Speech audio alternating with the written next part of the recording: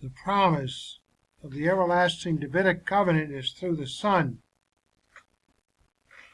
I will be his father, and he will be my son. As we see here, Hebrews 3:1, 3-5, using passages from the Old Testament. The quotation in Hebrews 1:5b comes from either 2 Samuel 7:14 or 1 Chronicles 17:13. 2 Sam 7:11-14. The Lord declares to you, David, that the Lord himself will establish a house for you. When your days are over and you rest with your fathers, I will raise up your offspring to succeed you, who will come from your own body, and I will establish his kingdom. He is the one who will build a house for my name, and I will establish the throne of his kingdom forever. I will be his father, and he will be my son. When he does wrong, I will punish him with the rod of men, with floggings inflicted by men. BKC. Since the Exodus, the Lord had resided among the Israelite people in a temporary structure, the tabernacle. There was no need now for anything different. In fact, it was not God's will for David to build him a house. Instead, God would build a house for David. God had called David from inauspicious beginnings to be a shepherd of God's people.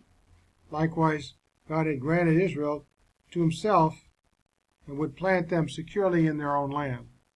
The house to be built for David would be a royal house, a dynasty of kings. It would originate with him, but would never end. The kingdom and its throne would be permanent, a realm over which the son of David would reign forever. The promise that David and his seed would be kings fulfilled the even more ancient Abrahamic covenant blessing that the patriarchs would be the father of kings. To Judah, great-grandson of Abraham, was given the explicit pledge that a promised ruler would come from Judah. Samuel anointed this one from Judah, David himself, of whom the Lord said, "He is the one." David was aware of his election by God and of the theological significance of that election as part of the messianic line that would result in a divine descendant, capital D, and king, capital K.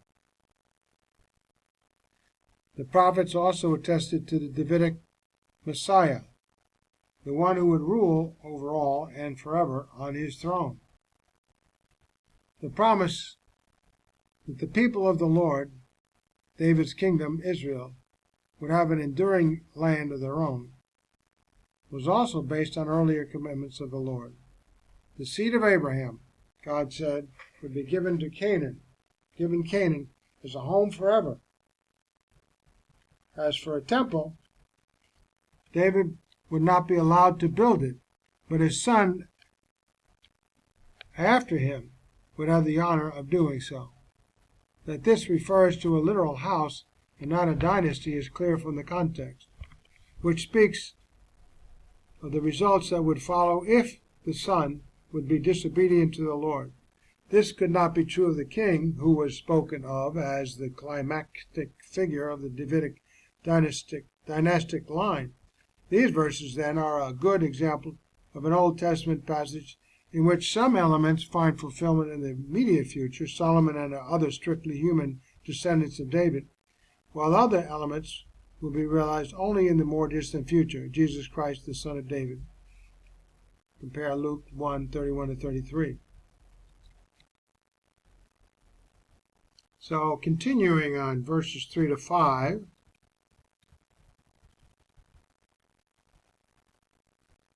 the promise of the everlasting Davidic covenant is through the Son. I will be his father, and he will be my son. The NIV. This verse flows directly from two affirmations in the opening confession of faith. God has spoken through a Son, verse 2. And the name Son excels that of the angels. It is the name Son that joins the two quotations, the one from a royal psalm, idealizing the king as God's son, Psalm 2:7. The other from Nathan's prophecy, not only establishing David's house forever, but also announcing that David's son would be God's son. The joining of these two texts was not unique to the early church, in which they were important foundation texts in developing thinking at Qumran. Elsewhere in the New Testament is a prophecy fulfilled in God's raising of Jesus from the dead. That Psalm 2:7 would be used for Christians as appropriate at Jesus' baptism and at his resurrection, raised for some the question, when did Jesus become Son of God? At birth, at baptism, or at resurrection? John and Paul would join the Hebrews writer in adding, or in pre-existence. New Testament writers show no interest in the question whether. Rather, they employ a number of available categories and images to affirm the unique relationship between Christ and God. For example, the writer of Hebrews has just declared the Son pre-existent, the one through whom God created the worlds. And now he uses a text portraying the Son as begotten. We may feel Christological discontinuity here, but apparently the writer did not. Perhaps it should be said here that of the several ways to express Christ's sonship, the one most reoccurring in Hebrews is pre-existence, the essential first phase of the formula: pre-existence, humiliation, exaltation. Two general observations about this verse need now to be made. First, any discussion of the Christology expressed here needs to be subordinated to the primary assertion of Hebrews, namely, God is the initiator of all that follows. God speaks, and the king is son. God speaks, and David's son is God's own son. Christology must flow out of a theology.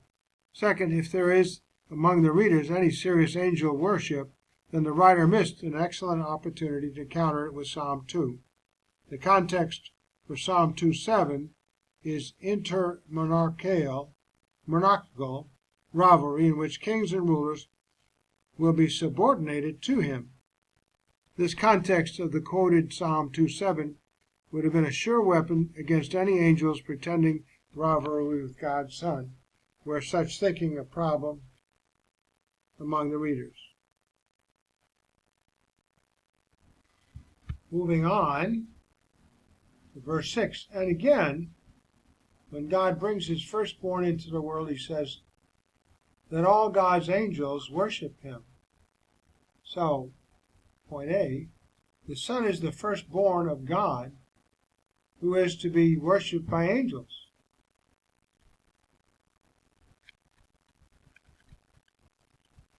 Psalm 97, 1-9. The Lord reigns. Let the earth be glad. Let the distant shores rejoice.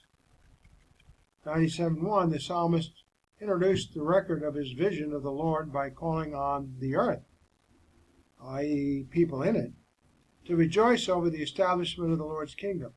The Lord reigns is also stated in 47:8, 93:1, 96:10, and so on. Clouds and thick darkness surround him. Righteousness and justice are the foundation of his throne. Fire goes before him and consumes his foes on every side. His lightning lights up the world. The earth sees and trembles. The mountains melt like wax before the Lord of the earth, all the earth. The psalmist, PKC says in 2-5, psalmist described the Lord's magnificent reigning appearance. In her worship, Israel no doubt understood that these verses spoke figuratively of the presence of the Lord's glory.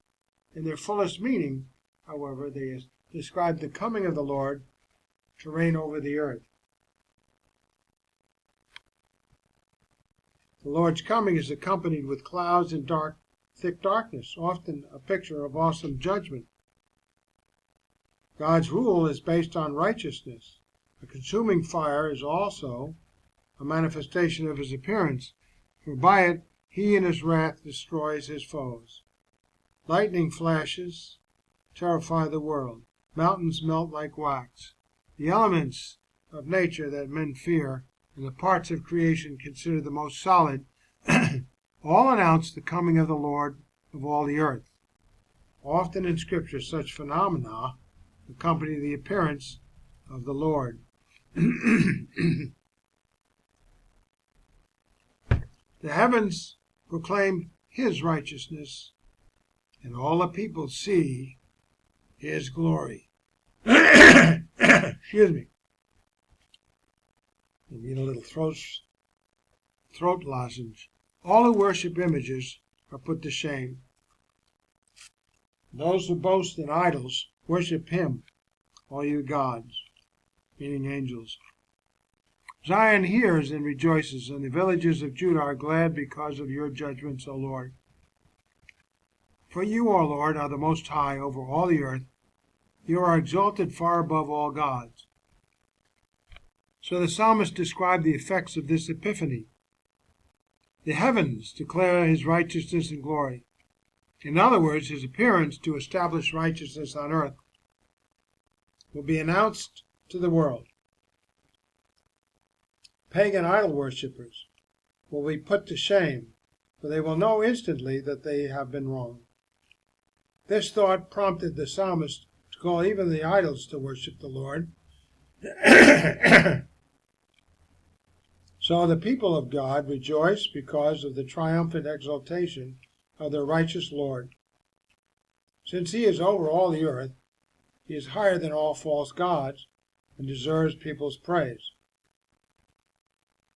The prerogatives of the one who bears this superlative title, firstborn, are set forth beginning with this verse. Verse 6 would be preferable to translate, and when He again brings the firstborn into the world. The reference is to the second advent, when the kingly prerogatives of the Son will be recognized with open angelic worship. Psalm 97:7, where the Septuagint rendering angels correctly renders the text. Take a look at Exodus 20:4-5. You shall not make for yourself an idol in the form of anything in heaven above, or on the earth beneath, or in the waters above. Verse 5, you shall not bow down to them or worship them. For I, the Lord your God, am a jealous God, punishing the children for the sin of the fathers to the third and fourth generation of those who hate me. Matthew 4:10, Jesus said to him, away from me, Satan, for it is written, worship the Lord your God and serve Him only. NIV. This verse consists of two parts, the writer's introductory comment and the quotation of Deuteronomy 32:43, each full of ambiguities. For the author to speak of the Son as firstborn is not awkward here. He has already spoken of Him as begotten and as heir. The firstborn, implying authority, privilege, and inheritance, I say preeminence, had been used of David, of Israel, and elsewhere of Christ. But to what even or Christological moment does the writer refer for the expression when He, God, brings the firstborn into the world? Technically, the adverb again may modify the verb, hence bring again, could refer to the parousia, the second coming. Some interpreters prefer this reading, but it is more likely that again is simply a connective. Thus understood, the bringing of the firstborn into the world is without chronological clues, and therefore may refer to the incarnation, to the parousia, to the world to come, or to the exaltation into the world of the angels, or who are commanded to worship Him. The quotation itself speaks directly to the subject of the unit, Christ and the angels. Although the citation is very similar to Psalm 97:7, all gods bow down before Him, most likely the writer has in mind Deuteronomy 32:43, which is, rejoice, O nations, with His people, for He will avenge the blood of His servants. He will take vengeance on His enemies and make atonement for His land and people.